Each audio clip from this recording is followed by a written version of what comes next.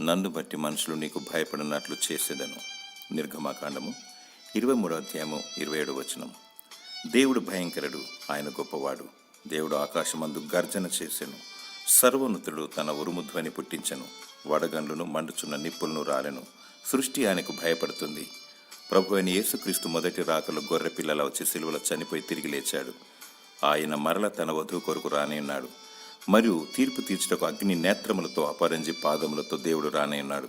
అది చూసి సకల జనులు రొమ్ము కొట్టుకొందురు. నీవు దేవునికి భయపడితే నీకు మనుషులు భయపడతారు.